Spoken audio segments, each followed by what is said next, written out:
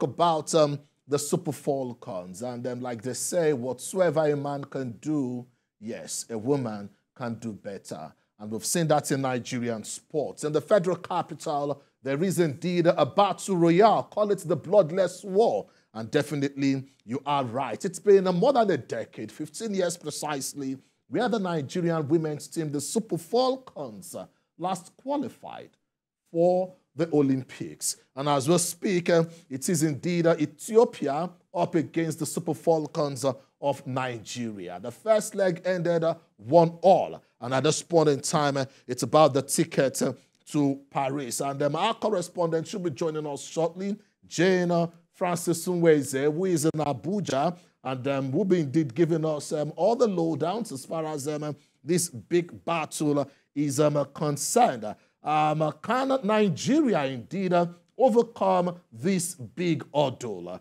It's a huge one, no doubt. 15 years we've not seen our women's team indeed participate at the Olympics, and now we hope that the wait is over. Like I said earlier, it's a bloodless war, and then we hope that these women will indeed give everything from their sweats, their skills, and all it takes to indeed ensure that Nigeria's green and white flag is hoisted when it comes to women's football at the Olympics. Well, let's indeed get across to our correspondent, Jane Uweze, who indeed joins us at this point in time. Jane, it's nice to have you on the program.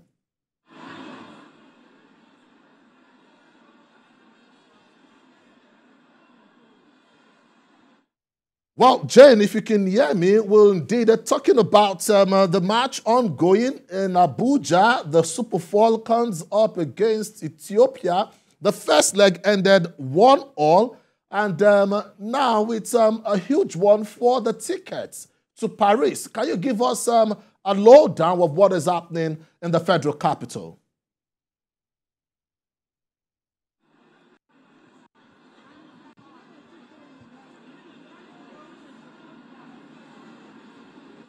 Well, it's a live situation. We will indeed get across to JaneFrances in ways. Let's take it. The game haven't been as expected because, I mean, the Super Falcons.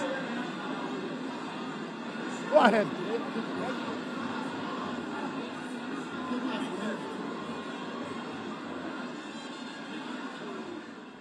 The game haven't been as expected because the Super Falcons are yet to get a goal against Ethiopia. And this is a team that, you know, back in the days when the Super Falcons were still very super, you would expect them to have, you know, qualified in Addis Ababa, and this would just be maybe one more game to play, you know, to complete the fixture. But it's sad.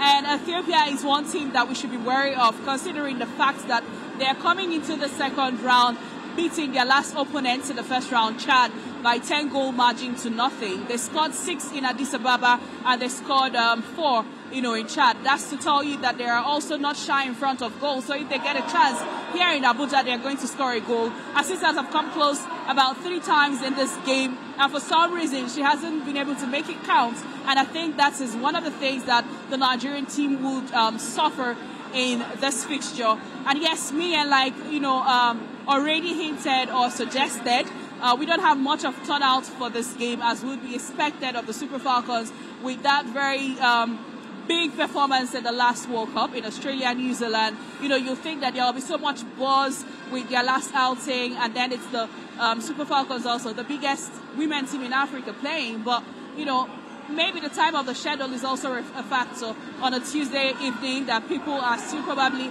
at work or coming back from work. So it hasn't been, as expected. But maybe before the end of the game, we would see a better outcome for the Super Falcons going into the next round. Well, Jane, we hope that the Falcons will indeed get the goals and ensure that at the end of the qualifiers, Nigeria can indeed get the needed celebration at the Olympics in Paris. It's more than a decade, and Jane talked about how super the Falcons were and what we have today. But I feel the Falcons have done incredibly well, and we hope that will indeed continue.